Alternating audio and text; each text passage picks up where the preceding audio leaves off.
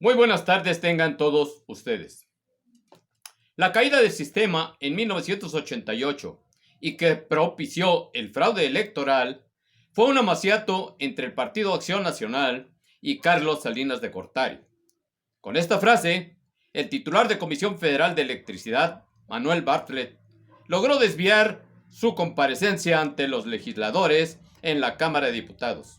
Y en lugar de hablar de la reforma eléctrica y de la energía, los llevó al año de 1988, es decir, 33 años atrás, y todos cayeron en este engaño de quien fuera el titular de la Secretaría de Gobernación en ese año. Tal y como fue amaestrado por su amo y patrón, Bartlett Díaz se revela como el mejor alumno de Andrés Manuel López Obrador, ya que ese simple comentario desvió la atención de los diputados, quienes centraron su atención en este comentario, incluso el diputado petista Fernández Larroña, quien pidió la palabra para asegurar que Bartlett Díaz es un patriota. En ese momento fue olvidada la caída de la línea 12 del metro, la llamada línea dorada, por su promotor, el hoy canciller Marcelo Ebrard, y que causó 26 muertos y prácticamente 120 heridos. Todo esto pasó a segundo término.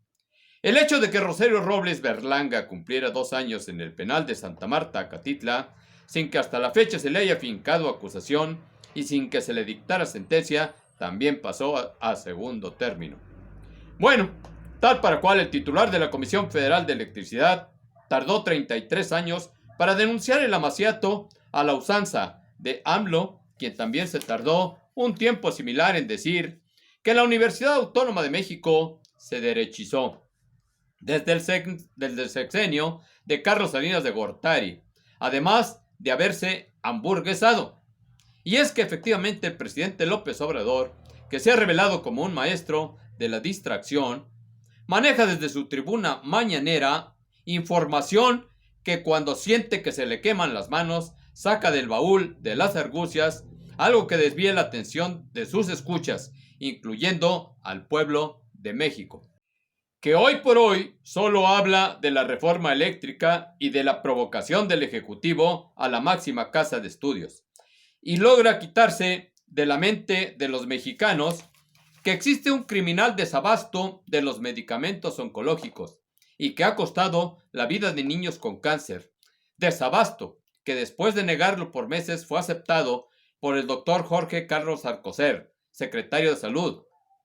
Desvía la atención también de que hay 15 estados de la República en manos del crimen organizado, con masacres de ciudadanos inocentes, y que día con día toman mejores posiciones, llamándose pomposamente autodefensas, haciendo de lado a los ridículos grupos de la Guardia Nacional, y teniendo en su haber el doble de homicidios que en el sexenio de Felipe Calderón, más de 100,000.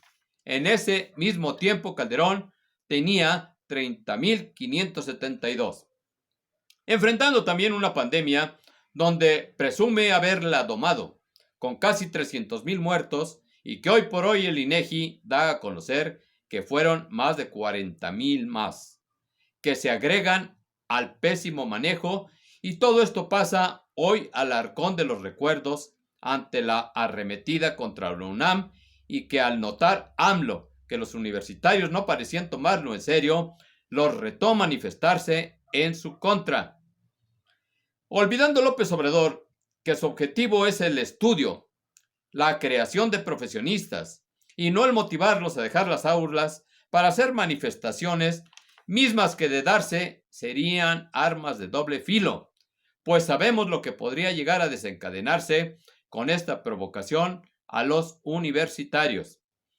Y no es creíble que el mandatario mexicano quisiera tener en su haber un año 1968. Y sobre el tema de la reforma energética, congresistas de los Estados Unidos enviaron una carta al embajador de este país en México, Ken Salazar, para que plantee al gobierno de México la preocupación que hay en los empresarios del sector energético estadounidense, quienes se ven discriminados.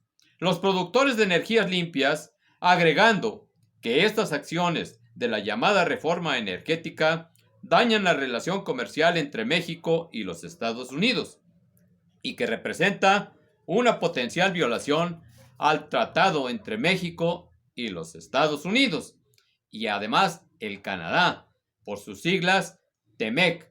De igual manera, señalaron que México deberá cumplir lo acordado en el tratado en temas agrícolas y de los productos biotecnológicos, mismo que continúa siendo preocupante en el sector empresarial estadounidense y un retroceso a la política establecida contra el cambio climático. Francamente no se ve hacia dónde vamos, pues hoy por hoy López Obrador dice una cosa y mañana dice otra. Y caray, hoy por hoy también con tanta tecnología sobran personas que lo desmienten. Ahora resulta que los que aumentaron el precio de las gasolinas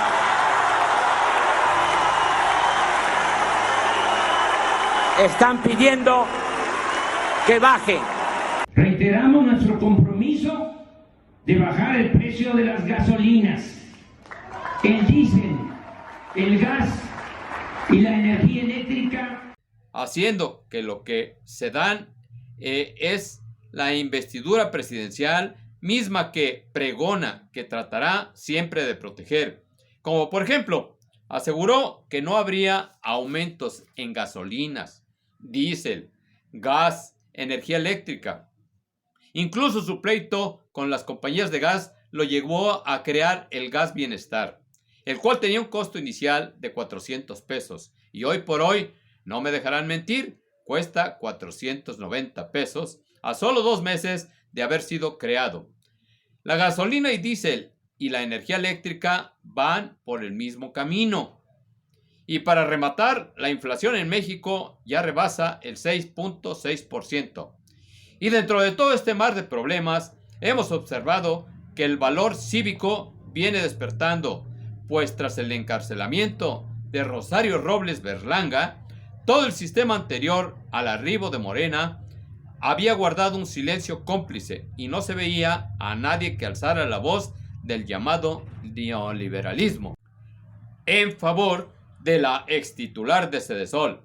Pero todos estos últimos días se observa una desbordada tendencia a no permitir que se continúe el abuso y ultraje a Robles Berlanga, haciendo que el bloque opositor en la Cámara se manifieste a su favor y continúe ella su proceso en arraigo domiciliario, así como Emilio Lozoya, el llamado ahijado incómodo, ya que a Rosario Robles se le aplicó una grave violación al proceso, generando un efecto corruptor por parte del Ejecutivo al entrometerse en el proceso, incluso declarando en una mañanera que la extitular de la Sedesol estaba en la prisión por negarse a denunciar implicados, fincándose con esto una medida regresiva que permite el encarcelamiento sin condena.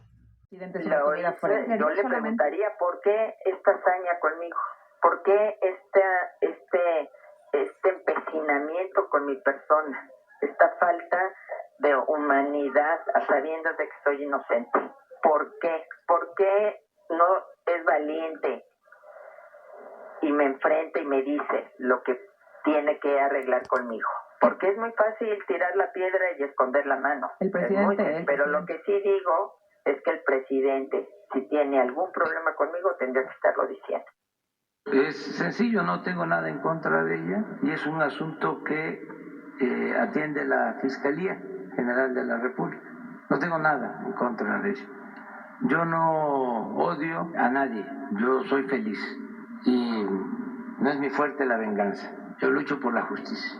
Habla de un trato diferenciado entre, por ejemplo, el caso de Lozoya y ella, porque asegura que hay consignas. Pero eso es de la Fiscalía, no me corresponde a mí. Yo no presenté ninguna denuncia, nada. Esta es una cuestión que viene de tiempo atrás, que tiene que ver con una investigación que se hizo precisamente de corrupción en las universidades públicas. Se llamó la estafa maestra. Pues bien, no te ciegues. Las cifras de muertos y contagios continúan. Ya no puedes culpar a tu gobierno de algo que ya conoces de sobra. Para Proyecto 7 TV reportaron Gabino Blanco, Angélica Blanco y Leticia Mota.